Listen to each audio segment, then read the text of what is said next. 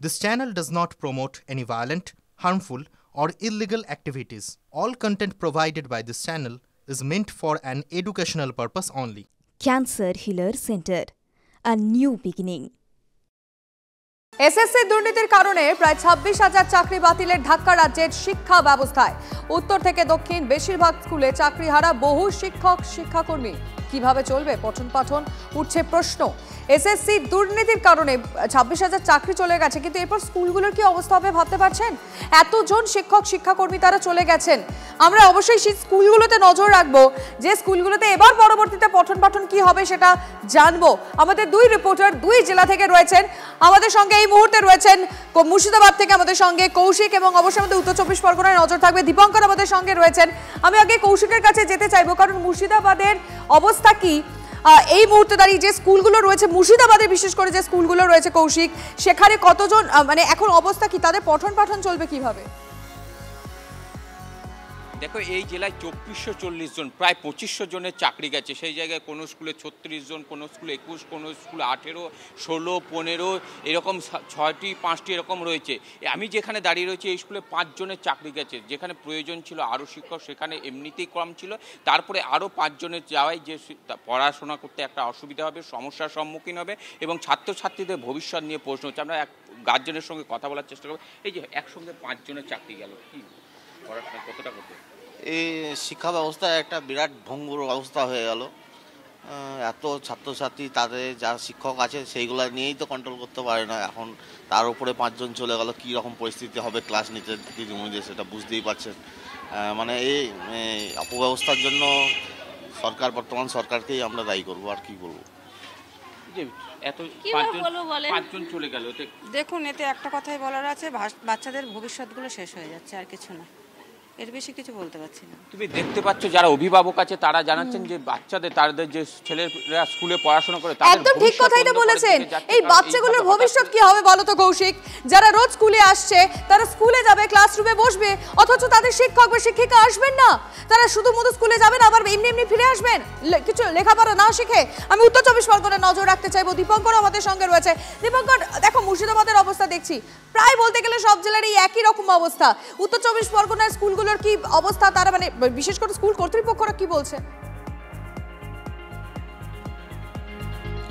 একদমই তাই, একই রকম চিত্রর কোনো পরিবর্তন নেই। আমি এখন যে স্কুলে রয়েছি দীঘা হরদয়াল বিদ্যাপীঠ, এই স্কুলে ১০০০-এর উপরে ছাত্রছাত্রী, কিন্তু এই স্কুলে ৪ জন সায়েন্সের শিক্ষক, তারা আজকে থেকে আসছেন না, কালকেও হয়তো আসেননি। এই যে চিত্র, এতে সায়েন্স বিভাগটা পুরো বসে যাবে এমনটা মনে করছেন। এই প্রধান শিক্ষক রয়েছে, তার সাথে একটু কথা বলার চেষ্টা করবো। আপনার এই যে স্কুলের ৪ জন শিক্ষক একসঙ্গে সমস্যায় পড়লেন, সেক্ষেত্রে কী করবেন, কীভাবে স্কুল চালাবেন?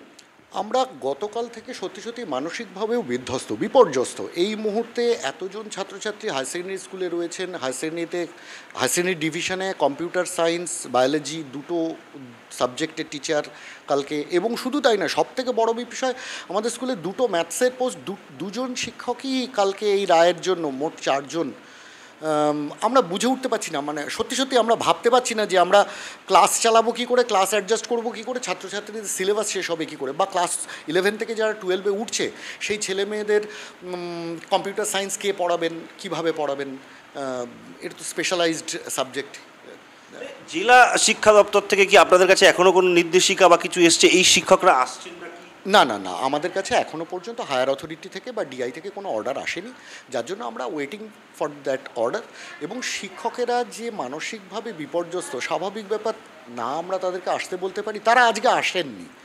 এমনি গতকাল একজন শিক্ষক এসেছিলেন, চলে গেছেন। বুঝতে পারছি দীপঙ্কর, কি অবস্থা স্কুলগুলোর? তোমরা গিয়ে দেখাচ্ছ যে স্কুলগুলোর কি অবস্থা, মানে পঠন পাঠন এবার কিভাবে চলবে? সত্যি কারো কাছে কোনো উত্তর নেই। তোমায় ধন্যবাদ কৌশিক, তোমাকেও ধন্যবাদ।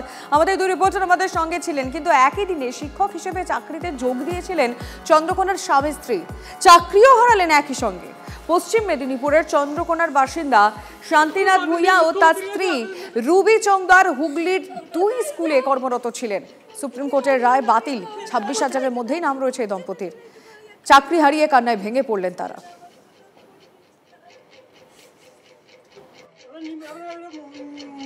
2016 সালে পরীক্ষাটা হয়েছিল আমাদের, 2018 সালে আমরা জয়েন করেছিলাম স্কুলে, আর 2019 সালে আমাদের বিয়ে হয়েছে। আমরা তো দেখতে পাচ্ছি আমরা ঘর বাড়িও করতে পারিনি। আমরা ভেবেছিলাম যে আমরা চাকরি করছি, তাহলে একটা জায়গা কিনেছি লোন করে, যে এবার আমরা বাড়ি ঘর দর করবো, কিন্তু এবার হঠাৎ করে যে এই মানে একটা রায় আমাদের মাথায় এখন আকাশ ভেঙে পড়ছে, আমরা কি করবো এখন কিছু বুঝতে পারছি না। এত টাকা লোন, কিছু জন দুর্নীতি করে চাকরি পেয়েছে, তার জন্য তারা সিবিআই তদন্ত হয়েছিল, সিবিআই তদন্ত করে তারা একটা অযোগ্যদের তালিকাও দিয়েছিল, তা সত্ত্বেও মানে সবার চাকরি কেন বাতিল করা হলো, আমাদের সেটাই প্রশ্ন।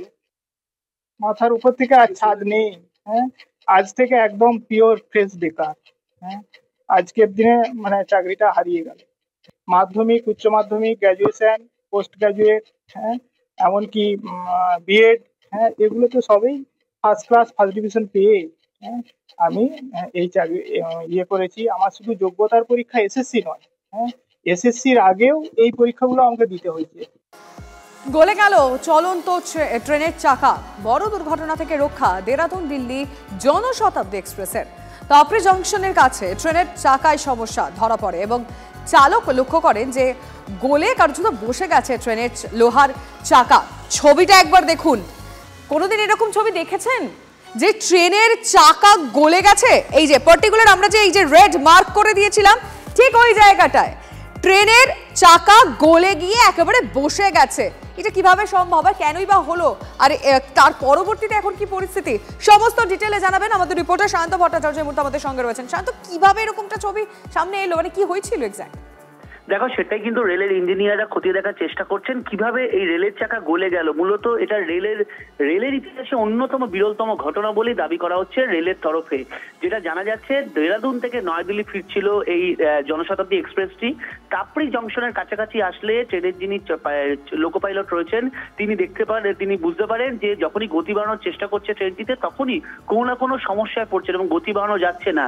তারপরে তিনি তাপরি জংশনের কাছে ট্রেনটি থামান এবং নেমে গিয়ে দেখেন যে রেলের ইঞ্জিনের তলায় থাকা একটি চাকার একাংশ অনেকটাই গলে গিয়েছে এবং সেই গলে যাওয়ার জন্যই বড়সড় দুর্ঘটনা ঘটে যেতে পারত যদি আরো গতি বাড়ানোর চেষ্টা করতেন ওই লোকো পাইলট।